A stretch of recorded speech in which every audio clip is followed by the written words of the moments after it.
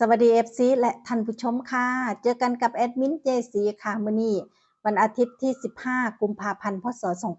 2569แล้วค่ะค่ะคลิปนี้เนาะค่ะแอดมินก็คำนวณแล้วแนวทางลาวงวดที่ผ่านมาค่ะท่านผู้ชมนี่ให้ดูผลงานงวดที่ผ่านมาก่อนเนาะค่ะของวันศุกร์ที่13นี่ค่ะ13หลักพันได้เลข8เนาะค่ะหลักร้อยได้เลข6ตัวเดียวแล้วก็หลัก10เด่นให้วงกลมให้เลข6เนาะค่ะรอง7กับ8ค่ะแล้วก็หลักหน่วยได้4 8 9แล้วก็6ค่ะ4ตัวแต่ไปเด่นเลข4ค่ะแอดมินบ่ได้วงกลมให้ตัวรองค่ะวงกลมให้6 4เนาะค่ะตัวเน้นค่ะนี่จับ3ตัวเนี่ยค่ะออกจับให้8 6 6 4เนาะค่ะถ้าจับตัวรองเนาะค่ะนี่8 6 6 8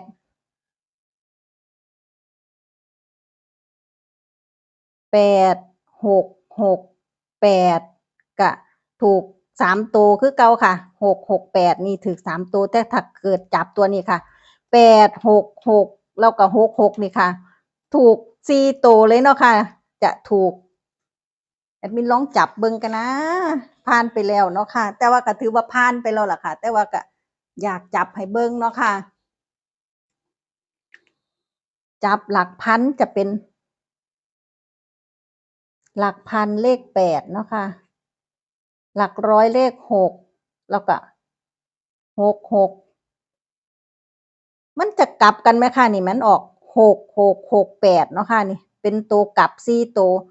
ถ้าซื้อ4ตัวถูก4ตัวนี่ก็ได้เงินอยู่ค่ะท่านผู้ชมแต่ว่าแอดมินบ่แน่ใจว่าได้เท่าใดเนาะค่ะโอ๊ยเสียดายเนาะค่ะเนี่ยถูก4ตัวแล้วก็รางเนาะค่ะรางออก6 6 6นี่ก็ถูกรางพร้อม6 6บน6 8แอดมินขีด2เส้นนี่คือตัวเด่นค่ะท่านผู้ชมงวดที่ผ่านมาแอดมินก็บอกเด่นที่แอดมินขีด2เส้นนี้เนาะค่ะแต่ว่าแอดมินมาวงที่หลังวงให้ตัวเดียวกับตัวนี้เนาะค่ะคือผลงานงวดที่ผ่านมาค่ะไปดูเนาะค่ะดูหลัก10ก่อนเนาะค่ะหลัก10สูตรนี้ถือว่าเดินดีมากเนาะค่ะแอดมินก็ใส่มาตั้งแต่งวดที่430แล้วค่ะท่านผู้ชมนี่509นี่ก็ไปชนบ่ถูกเนาะค่ะนี่มาถูกจังๆนี่2งวดนี่เนาะค่ะแต่ว่าอันที่ออก69นี่แอดมินไปเน้น60กับ65เนาะค่ะหลักหน่วยผิดค่ะแต่ว่าเพิ่งมาถูกนี่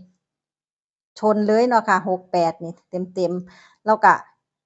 งวดวันที่16มื้ออื่นเนาะค่ะคำนวณได้5 6 7แอดมินก็ลงคลิปให้แล้วค่ะท่านผู้ชมลงคลิปให้แล้วหลายท่านก็อาจจะได้รับชมคลิปไปแล้วเนาะค่ะไปดูค่ะท่านผู้ชมสูตรที่แอดมินคำนวณได้ตัวนี้ล่ะค่ะท่านผู้ชมชนกันหลายๆสูตรเนาะค่ะค่ะแอดมินก็จะมีเพิ่มอยู่ค่ะท่านผู้ชมนี่ทั้งหมด14สูตรเนาะค่ะงวดที่ผ่านมาประมาณ10กว่าสูตรอะค่ะท่านผู้ชมแต่ว่าก็ถือว่าชนตัวเดียวเด่นให้ตัวเดียวเนาะค่ะที่เลข6งวดที่ผ่านมางวดนี้ก็ชนเด่นตัวเดียวที่เลข8ค่ะเนี่ย14สูตรเนาะค่ะเลข8 11สูตรค่ะเลข8ถ้าไปนับสูตรนี่แอดมินบ่ได้ลงมานับค่ะสูตรเด่นสูตรนี้แอดมินบ่ได้ลงใช้หลักพันบวกหลักหน่วยหลักพันบวกหน่วยนี่ค่ะนี่แต่ว่าสูตรนั้นบวก1จะใส่แค่3ตัวเนาะค่ะแอดมินคำนวณมากงวดนั่นก่อนเนาะค่ะแอดมินก็เลยอาจจะได้หลายหางกว่าเนาะค่ะนี่เพิ่มมาเลข5เลข9แล้วก็เลข0เพื่อครอบคลุมเนาะค่ะเพราะว่าก่อนหน้านั้นเพิ่นจะเดินอยู่ตำแหน่งนี้แล้วก็นี่ตำแหน่งที่1ตำแหน่งที่5กับ6ค่ะนี่ล่ะก็บ่เป็นหยังค่ะจับมาชนเนาะค่ะก็เด่นไปค่ะท่านผู้ชม เด่นไปที่เลข8เนาะค่ะนี่11สูตรมี10สูตรที่เลข5กับเลข6แอดมินก็เลยร้องไว้เนาะค่ะเพื่อว่ามาตัวร้องค่ะไปดูเด่นหลักหน่วยเนาะค่ะ14สูตรเท่ากันค่ะท่านผู้ชมเด่นเลข0เนาะค่ะชน12สูตรแล้วก็เลข30สูตรเลข70สูตรเนาะค่ะก็เด่นไปที่เลข0รอง3กับ7ค่ะสำหรับเด่นหลักหน่วยหลัก10กับหลักหน่วยไปดูหลักพันเนาะค่ะหลักพันชน13สูตรที่เลข2ตัวเดียวค่ะท่านผู้ชมนี่12สูตรเลยแอดมินเลยใส่ตัวเดียวเนาะค่ะร้องกับปะปลายค่ะมีเลขเก่าเนาะค่ะเลขเก่าสูตรนี่8สูตร8สูตรก็ถือว่าเอาตัวเด่นไปเลยชน13สูตรค่ะหลักร้อยเนาะค่ะ13สูตรเหมือนกัน13สูตรชนที่เลข5เนาะค่ะ1 2 3 4 5 6 7 8 9 10 11 12 13สูตรชนที่เลข13สูตรแอดมินเลยเด่นให้หลักร้อยเด่นไปที่เลข5เนาะค่ะหลักพันแอดมินวงกลมให้ค่ะ2 2 2 2เลข2เลข2เลข2ครบเนาะค่ะ13สูตรค่ะนี่หลักพันแล้วก็หลักร้อยแอดมินก็สรุปให้เหมือนงวดที่ผ่านมาค่ะท่านผู้ชมนี่สรุปหลักพันได้เลข2เนาะค่ะวงกลมให้เลยพอตัวเดียวหลักร้อยกับเลข5ค่ะชนที่เลข5ตัวเดียวเนาะค่ะหลัก10มี3ตัวค่ะมี8มี5แล้วก็มี6นี่แหละแอดมินก็เลยหนักใจอยู่ค่ะท่านผู้ชมนี่เลข7บ่ชนเนาะค่ะเลข7แอดมินว่าเลข7อาจจะบ่เดินบ่งวดนี้เพราะว่ามาแค่งวดเดียวเนาะค่ะนี่จาก9งวดเลข5กับเลข6จะเด่นบ่ค่ะแต่ว่าจากสูตรทั้งหมดเนาะค่ะที่จับชนค่ะไปเด่นที่เลข8เนี่ยร้อง5กับ6ไว้เนาะค่ะหลักหน่วยก็เด่นไปที่เลข0รอง3กับ7ค่ะจับคู่ก็มีนี่ล่ะค่ะ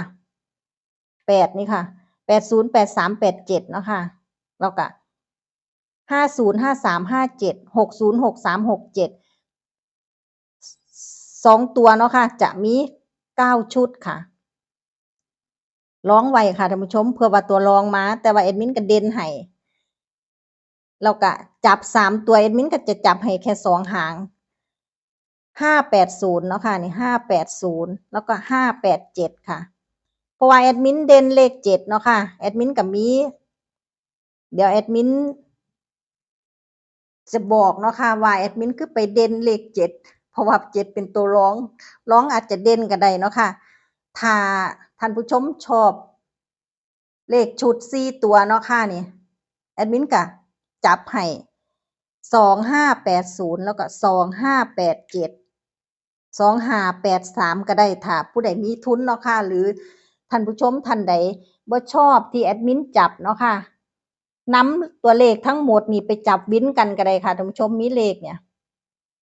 เลข0เลข2เลข3เลข5เลข7แล้วก็เลข8ไปจับวินกันเลยค่ะแต่สำหรับแอดมินเนาะค่ะแอดมินก็มีปักหลักให้แล้วเนาะค่ะ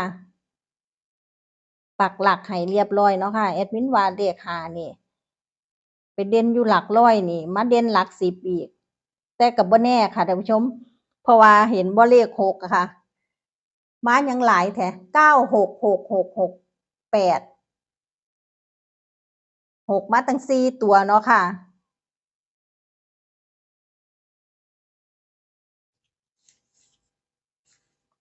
ค่ะที่แอดมินบอกว่าแอดมินคือไปเด่นเลข7กับเลข8เนาะค่ะนี่แอดมินใส่ ใส่หลักแสนค่ะ คูณ 3 เนาะค่ะ เนี่ย ใ